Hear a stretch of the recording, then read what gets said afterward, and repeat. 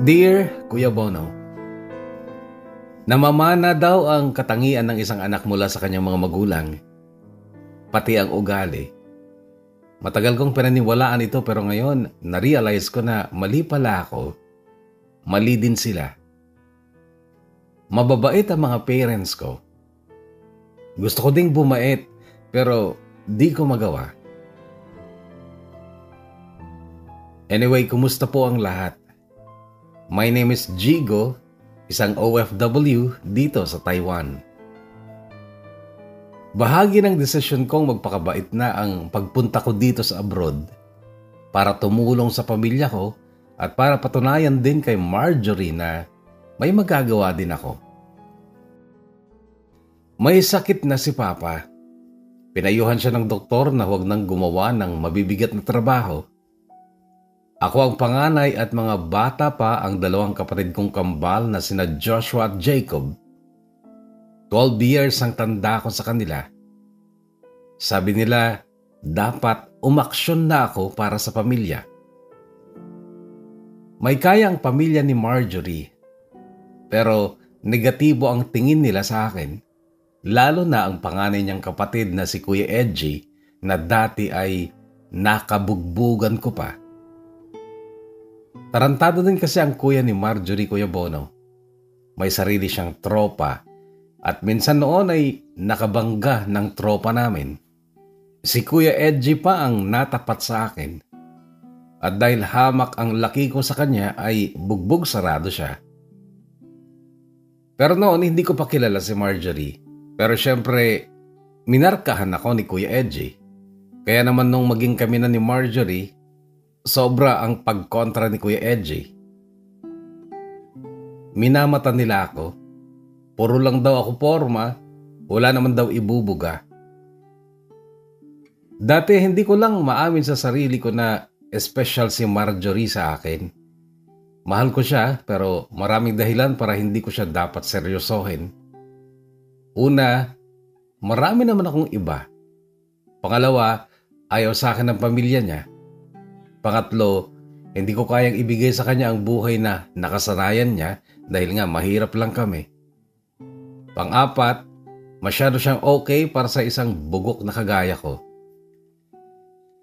Kaya lang magpapalit-palit man ako ng girlfriend, hindi siya nawawala sa isip ko.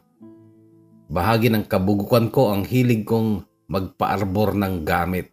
Pati girlfriend kaya kong ibigay sa tropa ko, pero hindi si Marjorie.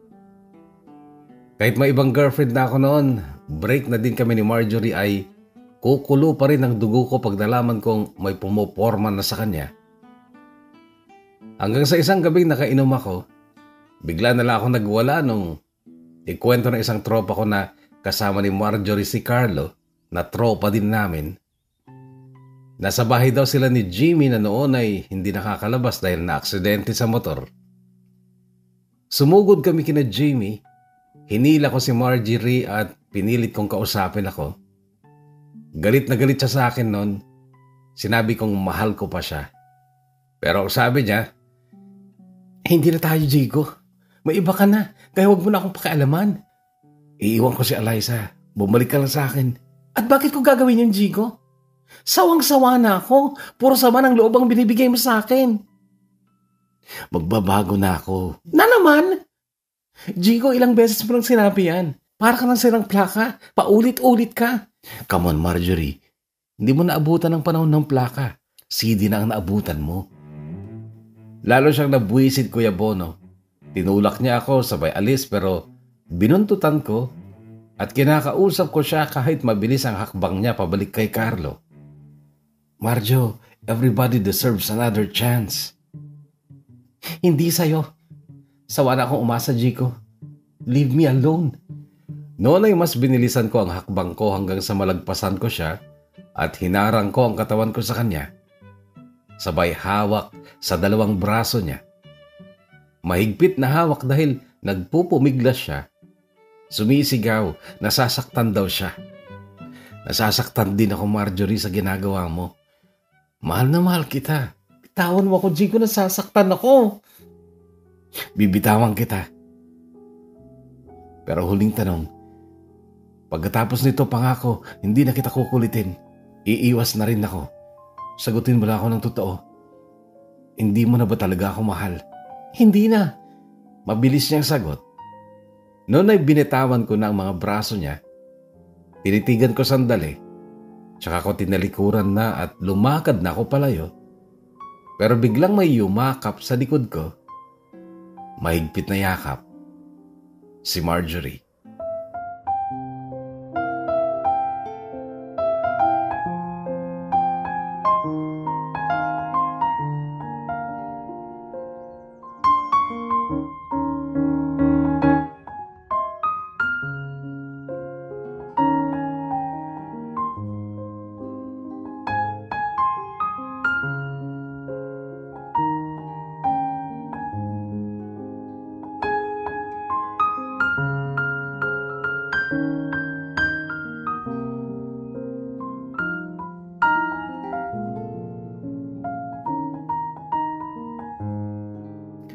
Hindi ko ina-expect na bibigyan pa ako ni Marjorie ng chance, Kuya Bono, sa dami ng kasalanan ko sa kanya.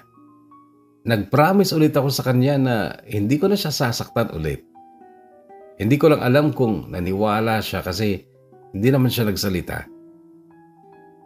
Kasama ko pa si Marjorie nung lumuwas ako ng Maynila para sa medical ko.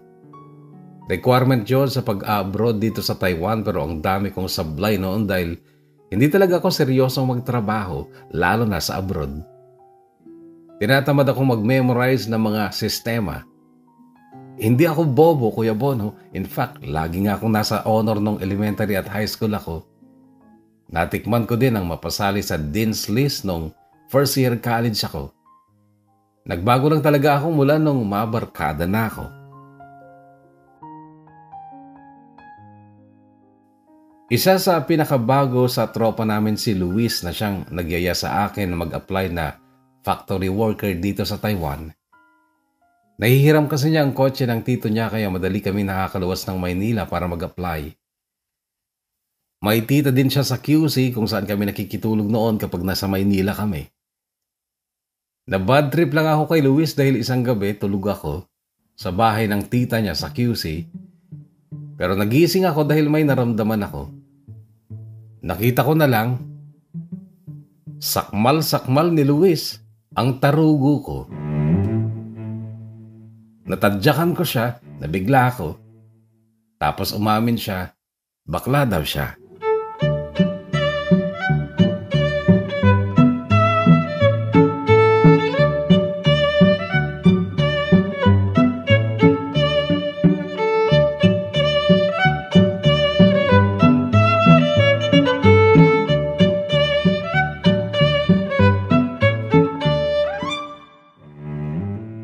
Ayoko nang tumuloy sa pag-a-apply noon dahil umiwas na rin si Luis sa barkada. Nakiusap pa siya sa akin noon na huwag ko daw siyang i-booking sa tropa. Hindi ko siya binuking kasi marami naman akong utang na loob sa kanya. Napilitan akong patulan yung alok ng tito ng isang barkada ko na trabaho sa opisina pero napakababa naman ang sahod. Nakakainip pa. 17K lang sa isang buwan. Naka 15 days naman ako tapos parang text at tawag ng agency namin ni Luis. Hindi ko pinapansin. Kapag tatawag nga sila, kina-cancel ko pa. Pero nung ma-hospital si Papa, wala silang pera. Nangutang si Mama sa mga kaibigan niya para mabayaran ng bill ni Papa sa ospital. Noon ako kinausap ni Mama na kung pwede daw tumulong na ako. Ako kasi ang panganay, Kuya Bono, pero bugok nga ako. Medyo natauhan lang ako nung ma-hospital si Papa kaya noon gusto ko na rin talagang magbago. Kaya lang hirap akong gawin yon dahil iyon ang time na break na naman ako ni Marjorie. Pang-5 break na yata namin yon. Pero siya lang sa lahat ng naging girlfriends ko ang binabalik-balikan ko kahit maraming dahilan para dapat ay hindi ko na siya balikan. Ayaw sa akin ng pamilya niya. Gusto niya akong baguhin para daw maipagmalaki niya ako. Sabi ko noon sa kanya kung mahal niya ako dapat wala siyang kondisyon. Dapat tanggap niya ako kung ano ako. Mahal niya ako, mahal ko din siya. Kaya pag nababad trip siya sa akin, hinihiwalayan ako. Kapag may nanliligaw na iba sa kanya, ginugulo ko siya kasi ayaw kong mapunta siya sa iba. Kaya yung pag-abroad ko dito, may dalawang dahilan. Una, para sa pamilya ko, para makatulong ako sa magulang ko. Pangalawa, para kay Marjorie, para kahit papaano yung maging proud na siya sa akin.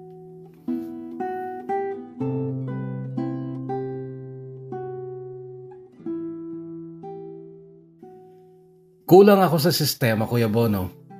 Ewan ko, pero naging tamad talaga akong mag-isip. Yung pag-a-apply pa lang, ang daming sistema. Akala ko noon magpa-flight na talaga. Nagpainom na nga ako sa barkada. Dispedida na. Kasama ko si Marjorie nang lumuwas kami ng Maynila kasi pupunta naman siya sa ate niya sa Bicol. Nagstay kami sa hotel pero madaling araw ay nagpahatid siya sa terminal. Ang dami naming pangako noon ni Marjorie nung umagang yun sa terminal. Hindi kami mag-iiwanan. Hindi na ako gagawa ng ikasisira ng aming relasyon. Nag-text bigla ang agency, hindi pa pala flight. Bad trip ako nun, Kuya Bono. Sumugod pa ako sa agency noon para sitahin yung kausap ko. Sinumbatan ko siya, sinabi kong inutang lang ng mama ko ang perang pinangluwas ko. Isang staff ng agency ang tumawag sa akin, doon mismo sa opisina. Siya si Kuya Tim. Tinanong ako kung gusto ko daw magtrabaho muna habang naghihintay ng flight. Tinanong kung may lisensya ako. In short, Kuya Bono, nakapagtrabaho pa ako ng kulang 2 buwan bilang delivery rider. Hindi ko masyadong kabisado ang Maynila pero may app naman, tsaka tinuruan din ako ni Kuya Tim. At saka may training din. Dating rider si Kuya Tim, motor din niya ang pinagamit niya sa akin at pinatira din niya ako sa paupahan nila.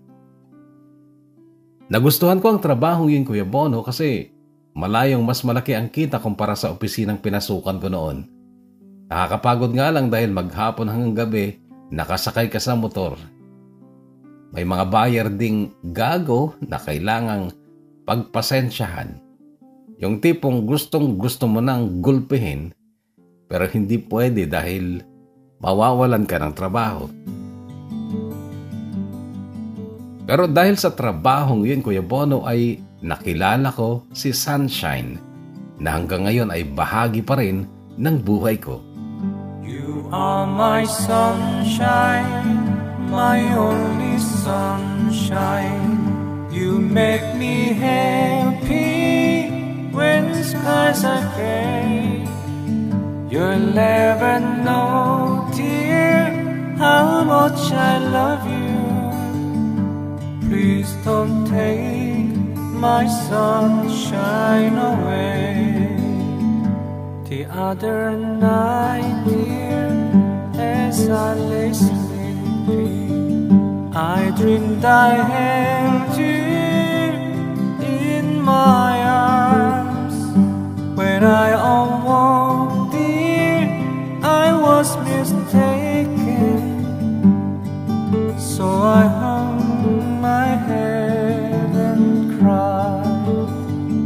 You are my sunshine, my only sunshine. You make me happy when the skies are gray.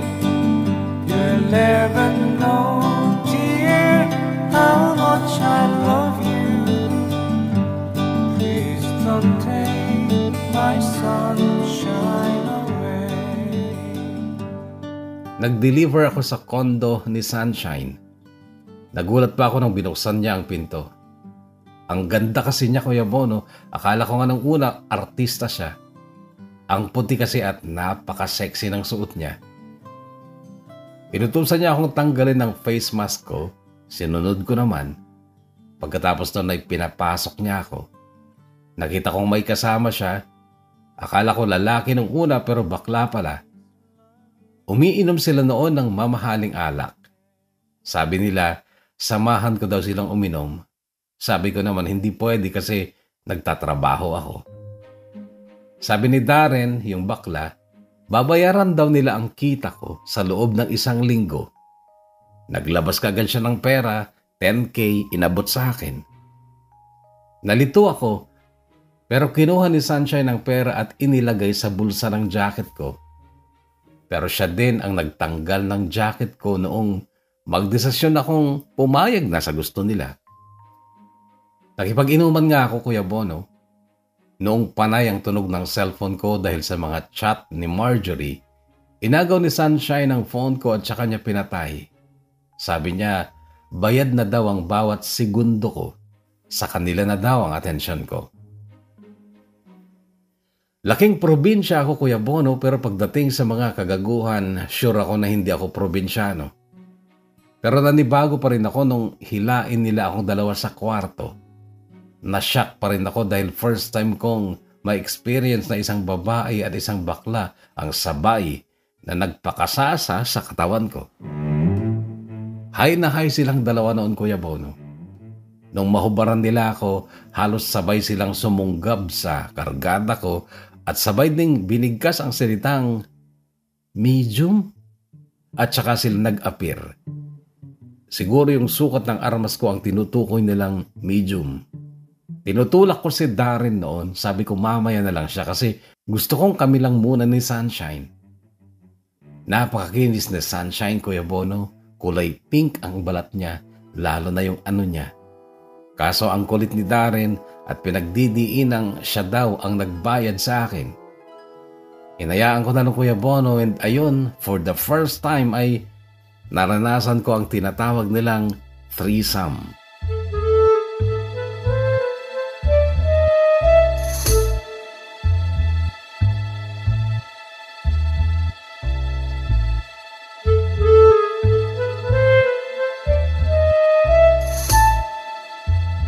Kinabukasan, nagchat-chat sila sa akin pero si Darren, madalang kong replyan kasi gusto kong kachat si Sunshine.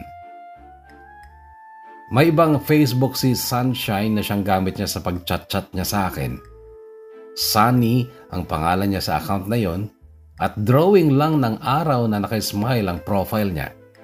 Shine ang pangalan niya sa tunay na Facebook niya at totoong picture niya ang nakalagay na profile picture niya. Pero blinak niya ako sa totoong Facebook account niya. Sabi ko pa nga sa kanya, ulitin namin yung nangyari pero kami na lang 2. Sure daw, pagbalik nila ng Maynila, paakyat daw kasi sila noon ng Baguio. Makinis at maganda talaga si Marjorie, Kuya Bono, pero wala siyang panama sa balat ni Sunshine. Lahat siguro ng parte ng katawan ni Sunshine pwede mong papakin. Pero hindi ko nga nagawa noon dahil kay Darren. Noon pa lang talaga, Kuya Bono, ay nasira na yung pangako kay Marjorie na magbabago na ako. Napapailing na lang ako noon at tinanggap ko na lang na gago talaga ako at hindi ko talaga kaya ang magbago. Pero hindi ako pinanganak na gago, Kuya Bono. Lumaki ako na proud sa akin ang parents ko. Nagkaka-honor nga ako dati nung elementary at high school ako. Natutulo ako maging gago nung masaktan ako sa first love kong si Heart. Bumarkada pa ako sa mga barkada niya para lang maging belong ako sa grupo nila. Pero ginago lang ako ni Heart. Pinagpalit niya ako and during those times na nasasaktan ako, laging nandyan ang barkada hanggang sa nasanay na akong kasama sila at natuto na ako sa mga kabugukan nila. 4 years lang yung kurso ko, Kuya Bono, pero tinapos ko ng 5.5 taon dahil napariwara nga ako sa barkada. Maraming babae ang dumaan sa akin at bawat isa sa kanila ay pagpapamukha ko kay Heart na kung kaya niya akong palitan, mas kaya ko. Isa si Marjorie sa mga babaeng nagamit ko sa pagganti kay Heart. Pero hindi ko alam na mai-in love pala ako kay Marjorie. Sa kanya ako muling nagseryoso nung una. Siya ang pangalawang babaeng pinangakuan ko na hindi ko iiwan at magiging tapat ako sa kanya. Kaya lang habang nagseseryoso ako sa relasyon namin ni Marjorie, dumadami naman ang mga problema. Kailangan daw na kaya niya akong iharap sa pamilya niya. Ganito, ganon. Baguhin mo yan, dapat ganito ka. Na-stress ako Kuya Bono kaya nag-aaway na kami. Hanggang sa mag-break na. Nagkakabalikan lang ulit dahil mahal ko nga. Pero kapag sagad na ako sa pagka-stress, maiisip ko na lang na kung kay Heart nga na first love ko, nagawa ko mag-move on, kaya ko din kay Marjorie. Pero pag mahal mo pala, laging lulutang yung pagmamahal mo sa kanya at hindi mo matatanggap kapag mayroon na siyang iba. Dinadaan ko sa kung ano-anong taktika para maging kami ulit ni Marjorie. 6 na beses na ganun Kuya Bono. Pang-6 yung time na paalis na ako papunta dito sa Taiwan. Pero hindi pa ako nakakapag-flight ay nagloko na ako sa Maynila pa lang dahil kay Sunshine. Napatulan ko si Shine dahil alam ko namang hindi kami magtatagal kasi paalis naman ako. Nasa Bicol naman noon si Marjorie kaya't hindi sila magkikita ni Sunshine. May excuse naman ako noon kay Marjorie kung bakit hindi ako nakaka-reply kaagad sa mga chat at text niya kasi nga rider ako. Kaya ang tungkol kay Sunshine ay sigurado ko noon na hinding-hindi mabubuko.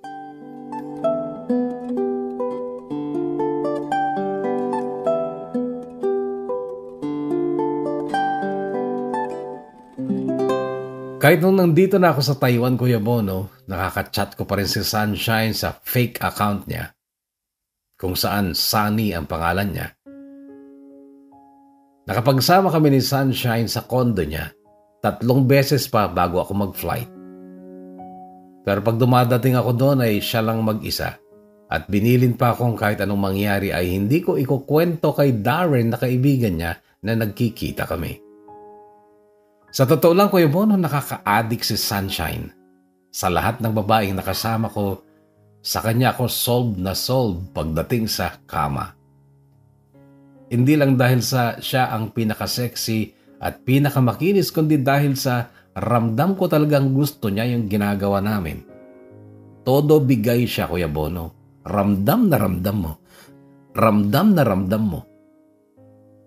Pero iniwasan ko ang mahulog sa kanya kasi una sa lahat, mayaman siya. At kahit gago ako, hindi ko din naman matetake na babae ang bubuhay sa akin. Kahit ganito ako, may prinsipyo naman ako. Mahihiya naman ako pag sinabi ng mga tao na kaya maganda ang buhay ko dahil mayaman ang napangasawa ko.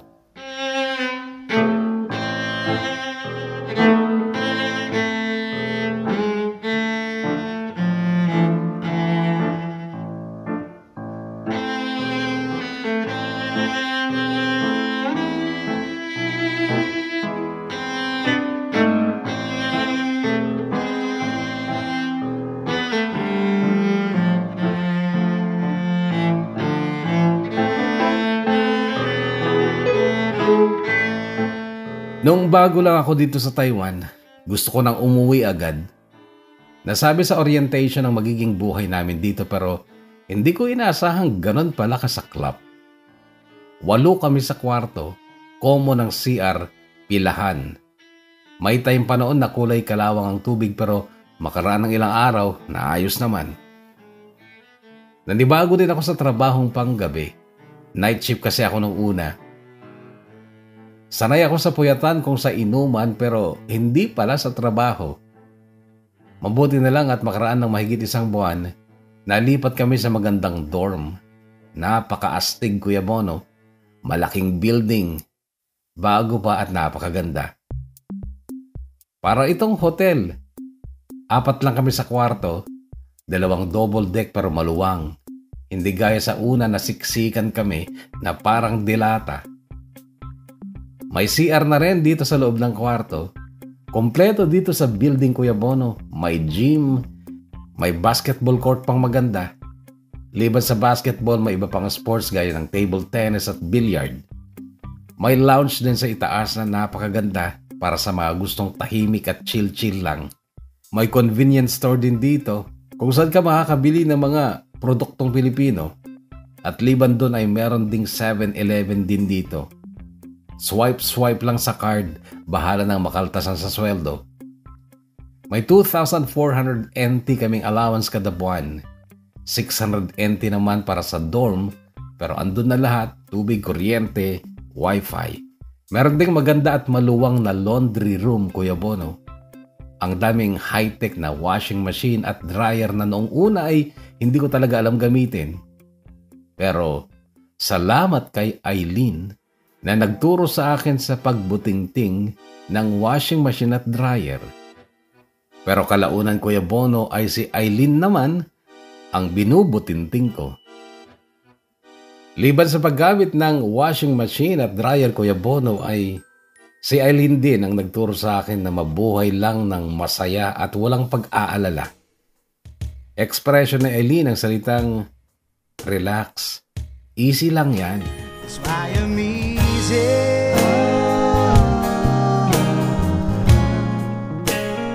Easy like Sunday morning. Yeah, yeah.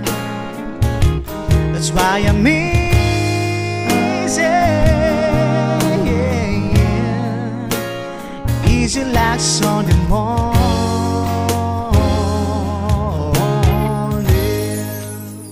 Hindi talaga ako masistemang tao, Kuya Bono. Noong kasagsagan ng pandemic, ang daming rules and regulations na kailangang sundin. Nakukulta ang isip ko at ilang beses akong na-penalty, muntikan pa akong mapauwi dahil sa paglabag ko sa ilang rules at protocols. Inaamin ko din, mahirap lang kami pero hindi talaga ako nasanay sa paggawa kahit sa mga simpleng gawain gaya ng paglalaba. Nung una nga, nangangamoy ako dahil inuulit-ulit ko lang ang mga damit at brief ko. Binabati ako lagi ng mga roommates ko noon.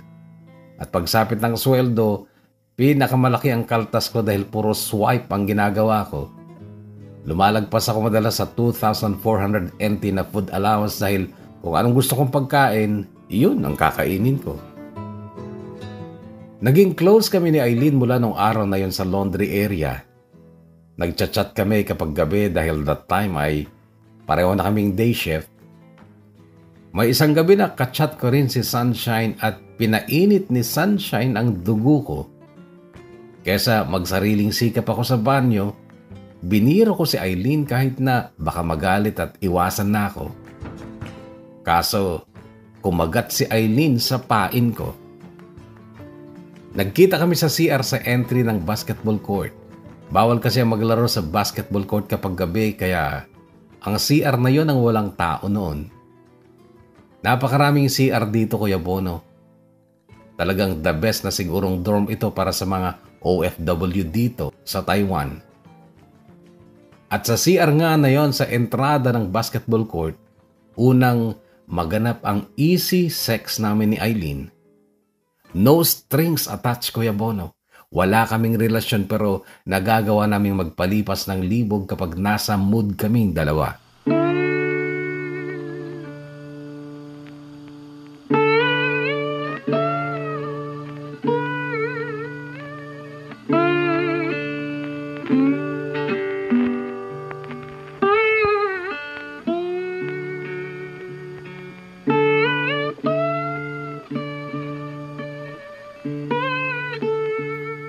Alam ni Eileen ang tungkol kina Marjorie at Sunny o Sunshine. Minsan nga siya pang nagre-reply kay Sunny. Akala daw dati ni Eileen ay lalaki si Sunny. Kapag tinatamad ako, siya ang nagre-reply kay Sunny. Pero kay Marjorie, hindi ko siya pinapayagang mag-reply kasi magaling si Marjorie. Alam niya kapag hindi ako ang kachat niya. Picture din ni Marjorie ang profile picture ko sa Facebook, Kuya Bono. At ang cover photo ay picture naming dalawa na magkayakap. Kaya alam ni Eileen na sineseryoso ko si Marjorie at libangan ko lang si Sunny. Alam ko din ang tungkol sa kanila ni Jason na boyfriend niya dyan sa Pilipinas. Engineer si Jason pero marami daw silang problema ni Eileen. Nagsawa daw si Eileen sa mga problema nila. Hindi siya nakipag-break pero hindi na rin siya naglaan ng oras para mag-alala at mamroblema. Sabi niya kung para daw sila talaga sa isa't isa, kahit anong mangyari sa huli sila talaga. Para lang kaming magbarkada ni Eileen, Kuya Bono. Dati may mga friends siya sa room nila. Pero marami sa kanila ang umiwas na sa kanya mula nung mapagchismisan na kami dito. Kapag kasi kailangan ko si Eileen, dumarating siya. Kalaunan, siya na nga ang naglalaban ng damit ko. Binilhan pa niya ako ng 2 water flask para daw makatipid ako sa mineral water na dibote. Malaki kasi akong tao, Kuya Bono, kaya't masiba ako sa tubig. Sa isang araw, nakakasampung bote ako ng mineral water. May refill station kasi ng tubig dito sa building. Libre naman at mula nga nung bilhan ako ni Eileen ng flask, malaki na ang natipid ko sa tubig. Pati syempre sa laundry dahil sinasabay lagi ni Eileen ang damit ko kapag naglo-laundry siya. Hindi simpleng babae si Eileen, Kuya Bono. Lalong hindi siya martir. Yung mabubuting ginagawa niya sa akin, hindi yun pa-impress. Hindi yun panunuyo. Marami siyang salita. May kasama pang mura kapag kukunin niya mga damit kong lalabhan niya. Dati, kinakantsawan siya ng mga roommates ko. Ang swerte ko daw dahil may tagalaba ako. Pero sasagutin lang sila ni Eileen ng, ganun talaga. Hindi kayo gwapo eh. Pero ang totoo, Kuya Bono, napakaraming gwapo dito. Lalo na yung mga taga Davao.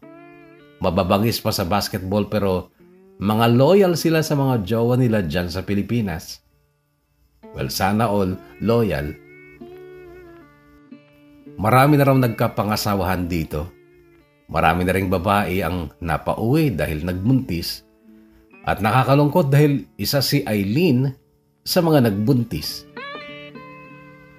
Hindi niya sinabi sa akin, Kuya Bono, si Cheska na siyang nag-iisang natirang kaibigan niya sa room nila ang nagsabi sa akin pero hindi pa ako naniwala kasi ako mambubuntis. Siyempre lagi akong protektado para ano pat may one touch at Durex sa 7-Eleven. Alam daw kasi niyang hindi ka maniniwala kaya hindi niya sinabi sa'yo. Oh? Lagi ako naka-helmet. Sabi ko pa, pero hindi ikaw ang naglalagay, di ba? Balik tanong sa akin ni Cheska. Noon ako natigilan lalo na nung idugtong ni Cheska ang salitang pinubutas niya ang kondom gamit ang hikaw niya.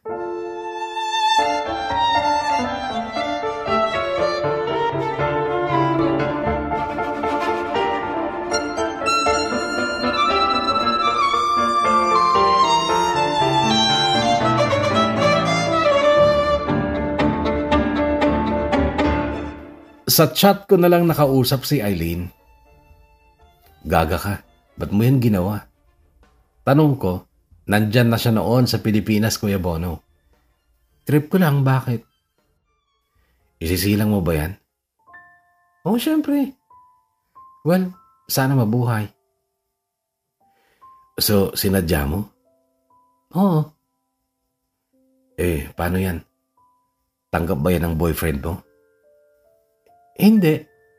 Sagot ulit niya. Ang daling kausap ni Eileen, Kuya Bono. Nagtaka pa ako kung bakit hindi niya ako binigyan ng kahit maliit na problema doon sa pagbubuntis niya. Ganun lang yun kadali para sa kanya. Talagang pinapanindigan niya yung expression niyang relax. Easy lang yan.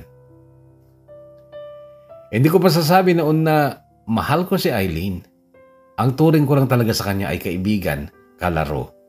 Kasi ang mahal ko talaga noon ay sina Sunshine at syempre si Marjorie. Kaso mo isang gabing nakainom ako, nag-birthday kasi ang isang kabayan dito. Chinat ko si Eileen. Kumusta pagbubuntis mo?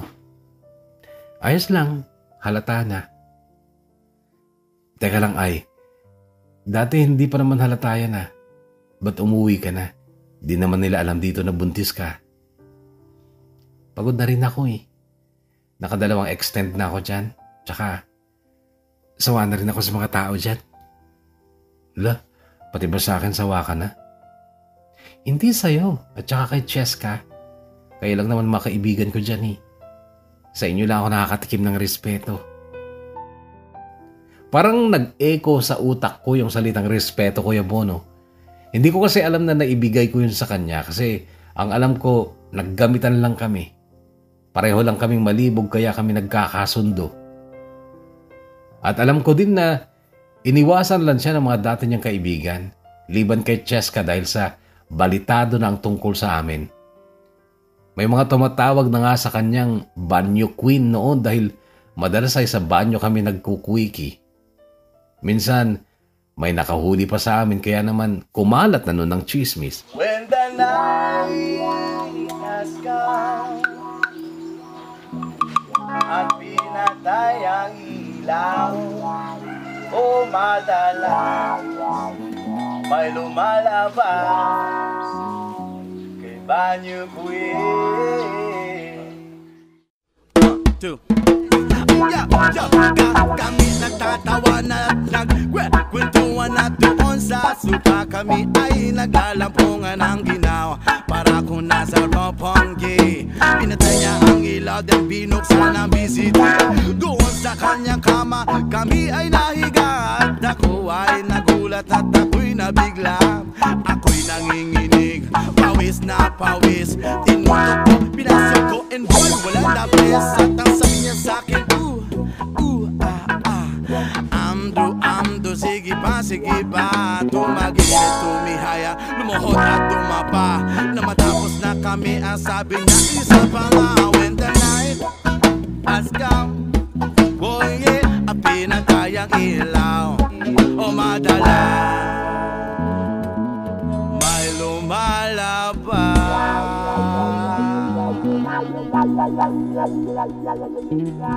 kay banyo queen.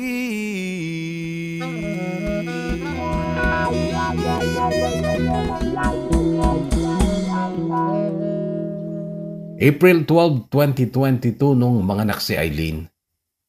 Lalaki ang anak niya at syempre pogi kasi pogi ang ama.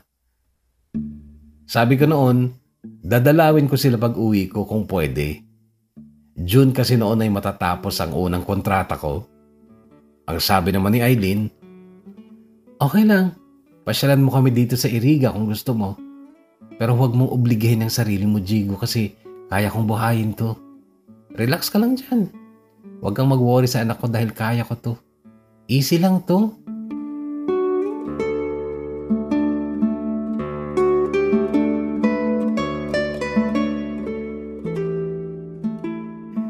Isang umaga, nakagisnan ko ang chat na ganito. Jigo, suportahan mo naman ang anak mo. Nalito ako, Kuya Bono. Kagigising ko lang kasi at naduling pa ako sa pangalan ng nag-chat na hindi ko naman friend sa Facebook. Ilang segundo pa bago ko siya naalala. Si Sunshine, at gamit kasi niya ang totoong Facebook niya kung saan Shine ang pangalan niya. Pero nagtaka ako kung bakit ganun ang chat niya. Nireplyan ko. Uy ate, wrong send ka pa yata. Anong anak ang pinagsasabi mo? Nag-reply siya, Kuya Bono. Hindi ko na kasi kaya, Jigo. Naghihirap na ako. Hindi ko na sana sasabihin sa'yo kasi alam ko namang walang mangyayari. Pero talagang pasuko na kasi ako. Kahit konting pera lang, Jigo. Pangkain lang ng anak mo. Sabi ko noon kay Shine, mag-video call kami. Noon ay nakita ko ang batang babae na 2 years old na pala. Nagbilang ako at tama naman. Kung nagbuntis siya 2 or 3 months mula nung umalis ako noong January 2020, nanganak siya ng October ng 2020 din. Isa pa, pareho kami ng mata nung bata. Parang naghihirap ka na. Di ba mayaman ka? Tanong ko roon kay Sunshine. Jigo, huwag mo nalang alamin ang buhay ko. Basta mahirap na ako ngayon. Kailangan ko ng tulong mo. Noon, Kuya Bono, naisipan kong i-unblock si Darren na kaibigan niyang bakla. Chinat ko at nalaman ko ang kwento ni Shine. Hindi na raw sila magkaibigan dahil daw sa akin kaya nasira ang friendship nila. Kaya pala ibang Facebook ang gamit ni Sunshine noon sa pagchat sa akin dahil hindi dapat malaman ni Darren na magka-chat kami. Kaso, nabisto din, Sinumbong ni Darren si Sunshine sa sugar daddy nitong multimilyonaryo.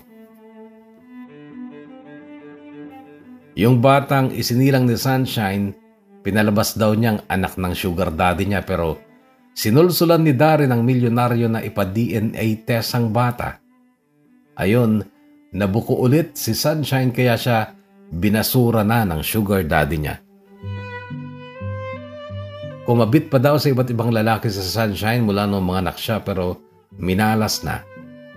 Nakipagrelasyon din daw siya sa iba pero hindi rin nagtagal. Nung ka-video call ko siya, nasa baryo siya ng magulang niya. Nakita ko sa background ang malawak na bukid at mga puno. Ayon kay Darren, pinagbabayaran na raw ni Sunshine ang mga karma sa buhay niya.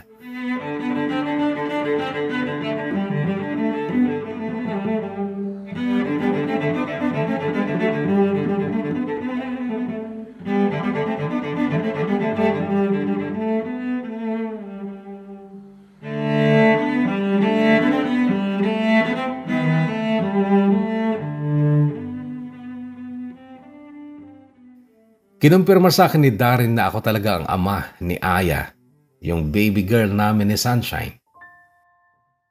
Pinadalhan ko ng pera si Shine noon. Ibinigay ko nga lahat sa kanya yung natitirang pera ko dahil ilang araw na lang ay sakuran naman na.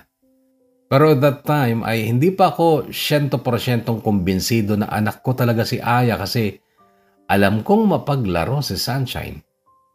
Naalala ko pa nga kung paano kami nagkakilala noon at kung ano ang nangyari kaagad noon. Mixed emotions ako noon, Kuya Bono, kasi di ko napaghandaan yung pagkakaroon na pala bigla ng 2 anak. Pero nagsimula na rin akong ma-stress ulit noon lalo na kapag ka-video call ko si Marjorie at sina Mama. Habang nandito kasi ako sa Taiwan noon ay inilapit ni Marjorie ang sarili niya sa pamilya ko. Lalo na kina Mama at Papa. Lagi siya sa bahay kahit walang okasyon. Minsan pa noon ay siya ang naiwang bantay ni Papa sa ospital. Ka-video call ko din sila ni Papa nung gabing yun dahil nahilo naman daw si Mama kaya't umuwi na lang. Habang papalapit ang pag-uwi ko, Kuya Bono, ay lalo akong naguguluhan. Paano ko sasabihin kay Marjorie na may mga anak na ako? Kapag ganong nai-stress ako, Kuya Bono, ay si Eileen ang gustong-gusto kong kausap. Lalo na kapag wala doon ang manliligaw niyang matandang binata, si Ricardo Dalinsay. Nung una akala ko jamming lang ako ni Eileen sa pangalan ng suitor niya pero makaraan ng ilang araw ay nag-send siya ng picture ng ID ni Kuya Cardo. At totoo pala.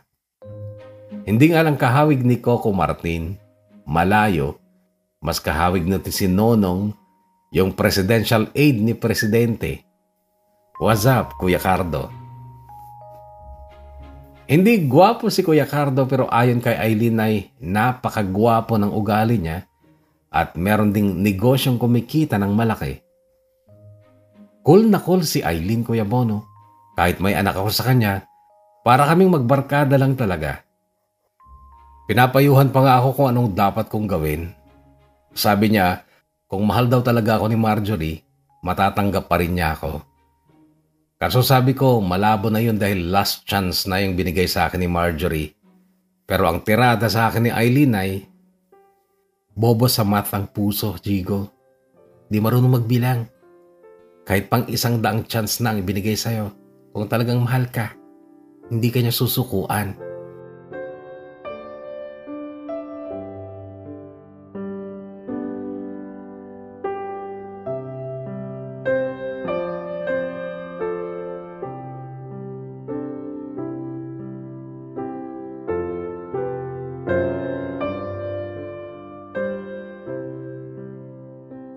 Gabi pa lang bago ang flight ko kinabukasan, chinat ko na si Marjorie. Ang sabi ko, may pag-uusapan kaming mahalaga pagdating ko.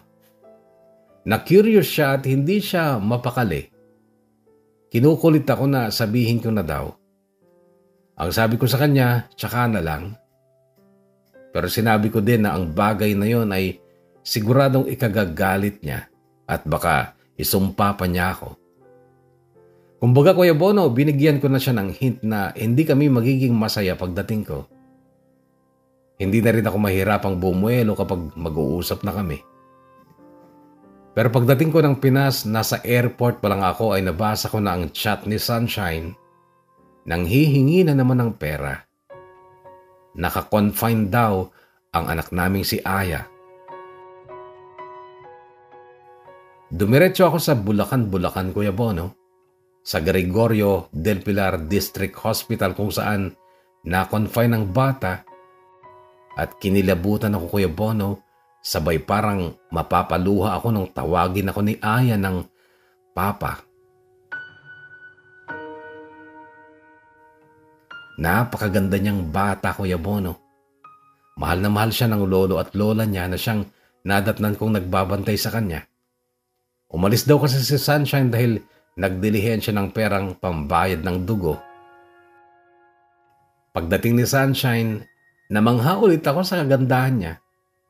Sa 3 taong pagkawala ko, wala siyang pinagbago. Akala mo pa rin siyang artistang pumorma at hindi mo aakalaing anak siya ng mga magulang niyang higit pa sa simple kung titingnan.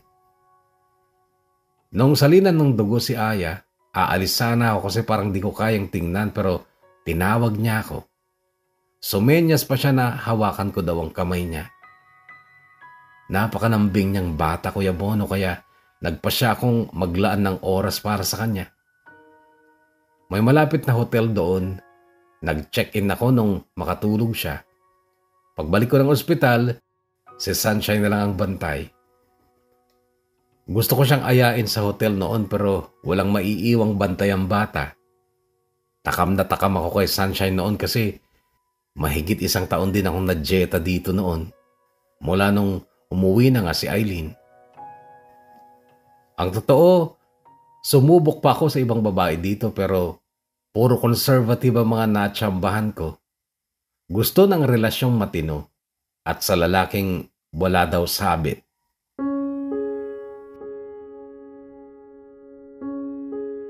Paray ang text at tawag ni Marjorie nung gabing ako naman ang bantay ni Aya sa ospital dahil natulog naman si Sunshine sa hotel. Sana talaga noon ay may ibang bantay para masundan ko si Sunshine sa hotel pero walang papalit sa akin. Si Marjorie, high blood na noon dahil tansyado niya ang oras ng dating ko dapat sa bahay namin. Sinagot ko na ang tawag niya dahil galit na siya sa text niya. Asan ka ba? Di ba kaninang hapon ka pa dapat nandito? Asan ka? Dito sa ospital. Ospital? Bakit? At saang ospital? Dito sa Bulacan. Ba't nandyan ka? Anong nangyari sa'yo? Wala. Chico, ano ba nangyayari? Bakit pa isa-isa ang sagot mo? Ikwento mo na, sabihin mo na. Ba't nandyan ka? Marjo, di ba sabi ko pagdating ko, may pag-uusapan tayo na ikagagalit mo? Oo, at ngayon palang galit na ako. Nadengge ang anak ko, Marjo, kaya ako nandito. Anak? Gago ka ba? Paano ka magkakalaki 3 years ka nasa Taiwan? Nakilala ko ang mami ng bata bago ako mag-flight noong January 2020. May nangyari sa amin, nabuo siya. Kasunod nun Kuya Bono ay tut-tut-tut na ang narinig ko. Then sunod-sunod na text mula kay Marjorie, galit na galit. Sinusumpa ako. Ako daw ang pinakagagong tao sa buong mundo. Mamatay na lang daw sana ako, sabi pa niya.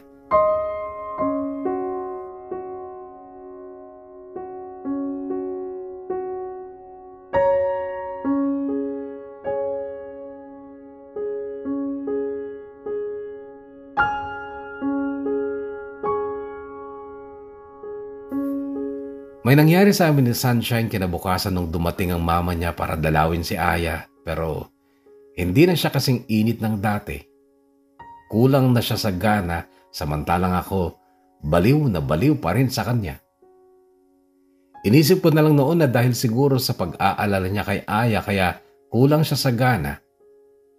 May kachat siya nung matapos kami at nung pumasok siya ng banyo ay iniwan niyang naka-open ang phone niya. Pinakialaman ko naman at yun, nalaman kong may boyfriend pala siyang dayuhan. Puti. Hindi ko alam kung Amerikano o British. Hindi ko na kasi siya tinanong kasi nabasa ko ang convo nila. Babe ang tawagan nila. Galit na ulit sa akin si Marjorie. Blinak na nga niya ako matapos niyang sabihing ayaw niya na ako makita. Tapos na daw kami at wala nang pag-asang maging kami pa ulit. Nagpadala ako ng maraming pera sa mama ko kasi hindi muna ako uuwi. Nagpunta ako ng Iriga, Kuya Bono, para makita ko naman si Eileen at ang anak naming si AJ. Habang nasa biyahe ako ay kachat ko si Eileen na itanong ko kung saan niya nakuha ang pangalang AJ at kung ano ang ibig sabihin ng AJ. Ang sagot niya, letters A at J lang daw talaga ang pangalan ng anak niya. Wala daw ibig sabihin yon. Kinulit ko hanggang sa umamin siya, yung A daw ay Eileen at yung J ay Jigo. Kinilig naman ako, Kuya Bono, kasi meron na ngang bata na nagdadala ng pangalan ko. Ibang-ibang Eileen ang nadatnan ko sa kanila, Kuya Bono. Napakasimple. Meron siyang sari-sari store at nagpanggap pa akong customer o bibili. Alam ko kasi hindi niya ako makikilala kasi nga naka-face mask at naka-sunglass ako, pero nakilala niya ang boses ko. Sabi pa niya, napakadalang daw siya makarinig ng purong Tagalog sa baryo nila kaya mahahalata daw talaga niya. 5 months old na si AJ noon. Nung makita ko ang mukha ng baby, parang maiiyak na naman ako. Yung naramdaman ko kay Aya, naramdaman ko din kay AJ, lalo na nung ipakarga siya sa akin ni Eileen. Yung damdamin na hindi ko maipaliwanag. Kaligayahan o kasiyahang nakakaiyak naman.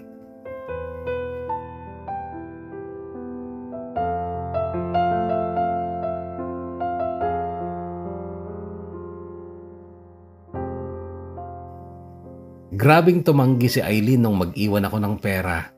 Hindi daw kailangan, kaya daw niya. Easy lang daw ang pagiging mami sa kanya ni AJ.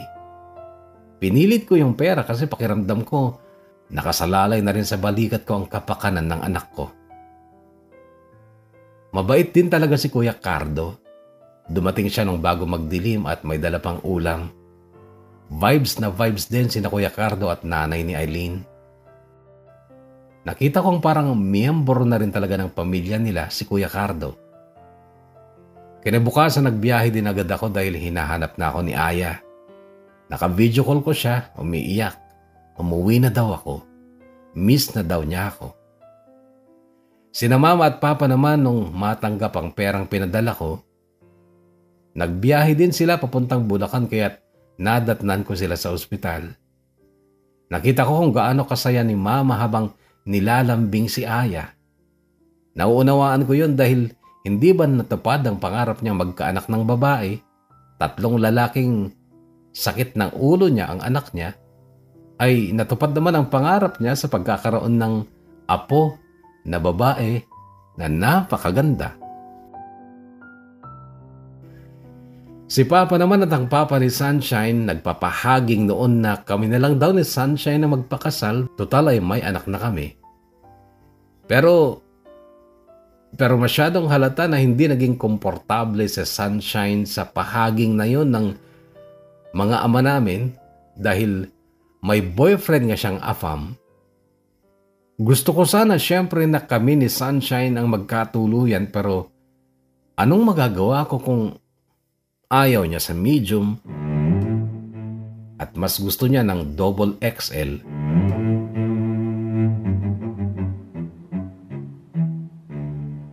Naunang umuwi sina mama at papa sa amin sa Pangasinan. Ako, 3 araw pa sa Bulacan.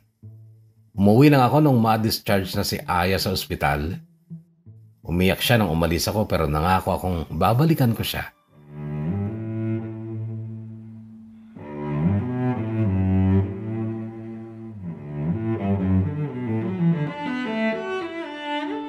Unang araw ko sa amin, tumambay ako kina Ronald, isa sa mga barkada ko.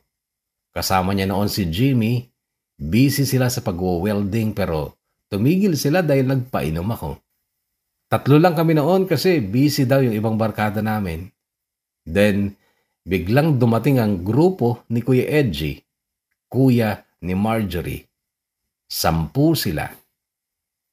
Kinabahan ako dahil alam kong ako ang sadya nila at totoo, ako nga.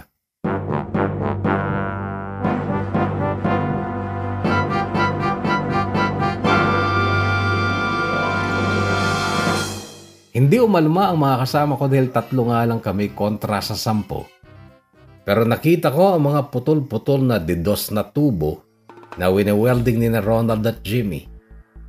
Kahit 10 sina Kuya Edgy, kaya kong pagbabasagin ang mga bungo nila paghawak ko kahit isang dedos lang na tubo pero hindi na rin ako umalma nang maisip ko ang 2 anak ko. Baka kasi kung mapano ako, baka ako madihado o baka makulong ako. Nagpabugbog na lang din ako Kuya Bono pero hindi naman nagtagal dahil napadaan ang uncle ni Jimmy na pulis. Nung dalawin ko ulit si Aya sa Bulacan, napansin niya mga pasa sa mukha ko.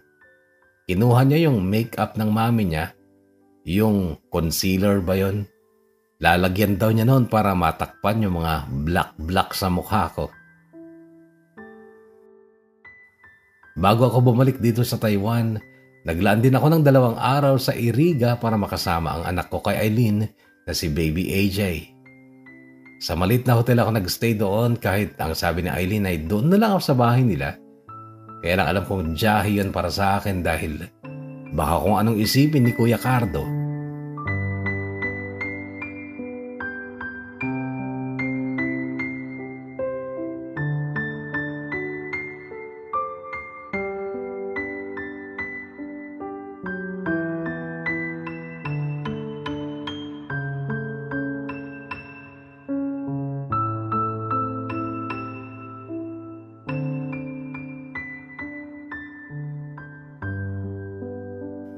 August 2022 nung makabalik ako dito. May mga nakasabay ako sa flight. Isa na doon si Jenny pero sa ibang kumpanya ang destino. Nagkakuhanan kami ng Facebook sa airport pa lang sa Maynila at ngayon nga ay siya ang regular na ka-chat ko. Maganda si Jenny Kuya Bono. Morena pero sexy, kaya lang palaban sa biruan.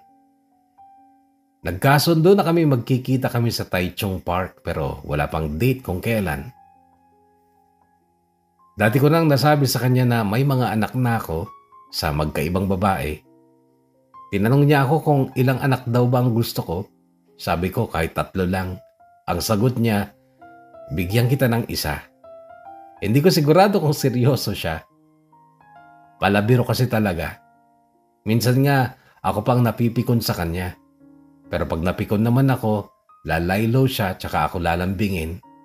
Magpapabebe naman ako at ang sabi ko, mawawala lang ang inis ko kapag pumayag na siyang mag-date na kami. Kaso ang madalas niyang sagot ay, tanga, magtipid ka no, 2 na ang anak mo.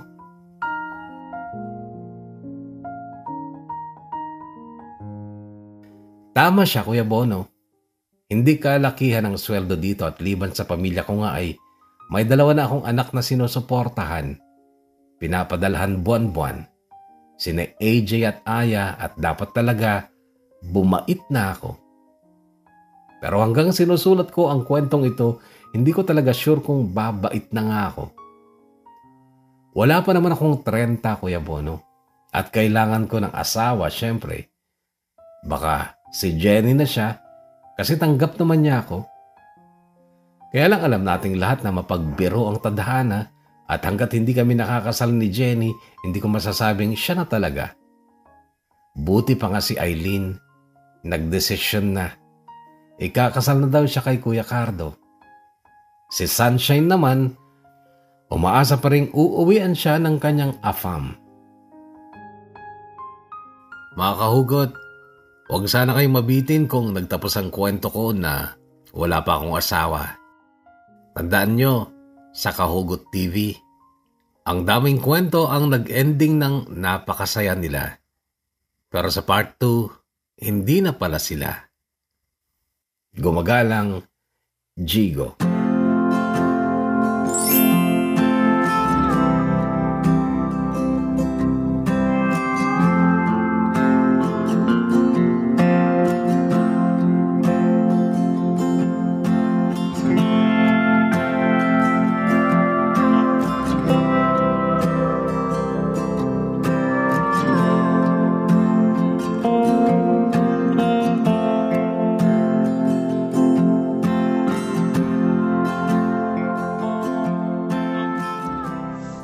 Nagustuhan ko ang iyong kwento, Kahugot na Jigo. Una, maraming salamat sa pag-share ng iyong kwento.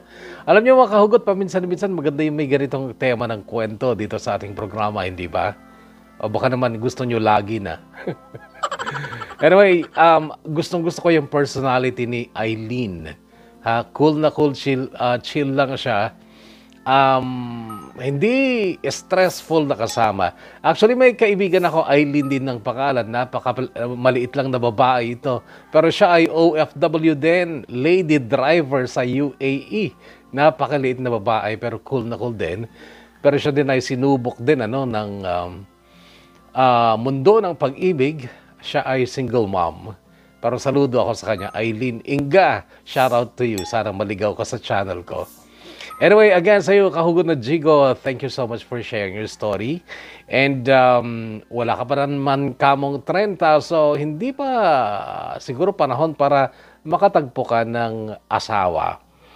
But good thing is meron ka ng anak na maganda at cute pa. Congratulations sa iyo. At sa tingin ko ay babait ka na dahil sa kanila. Sana nga.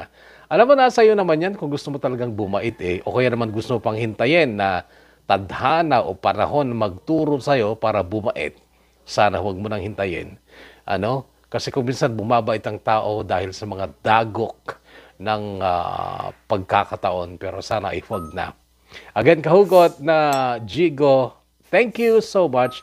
I enjoyed your story. Hindi ako na-boring sa pag-i-edit ng email mo at sa pag-i-edit ng aking audio sa pagbabasa ng iyong kwento. God bless you and your family. At ngayon sa ating mga shoutout. Shoutout kay Digma87, ganun din kay RD Bangug, Clarence Tadeja of Oman. Shoutout din kay DJ Jasmer, also to Richard Martinez of Sultan Kudarat. At ganun din kay SJV, Susan Gallievo Viernes, also to Frevi Dakiwag, Carmina Kalayan Bawit of Kuwait, also to Corpus family ng San Miguel Ramon Isabela, lalong-lalo na sa adik kong kapatid na si John Lloyd Corpus at sa misis niyang si Casey Kim Angihan, mula ito kay Maria Corpus of Sharjah, USA. Hi sa'yo. At shoutout din kay Moises de la Cruz and Maris of Pochon, South Korea. Shoutout din kay Daniel Bartolome. Also, shoutout po kami dito sa Kapelan na laging nakaabang sa mga bagong kwento nyo, sa mister ko na si Tierso Biyong Jr., sa mga anak ko at pinsan ko na si Jenny Rose Rempilio, na kapareho kong laging nakaabang sa mga bagong kwento nyo. Maraming salamat. It's me, Levi Tandayo Biyong ng Kapelian. Map TV channel or kay Datunot, shout out to you. Ganun din kay Irene Ruth Patil of Baguio City. Trixie Otaw, shout out to you. Also sa asawa ko, Angelica Valdepeñas Tapero, mula naman kay Renren Tapero. June Aranda of Mindanao, shout out to you. Ganun din kay Kuya JR Cruz ng San Jose, Nueva Ecija, mula naman kay Benjamin.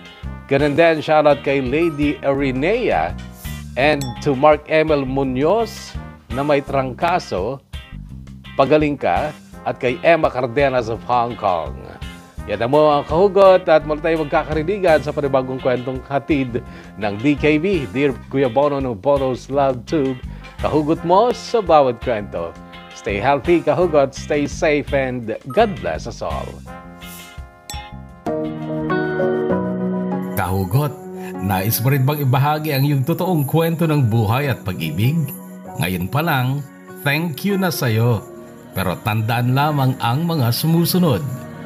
Number 1. Gamitin ang wikang Tagalog o Taglish at please lang, tama sana lahat ng spelling mo.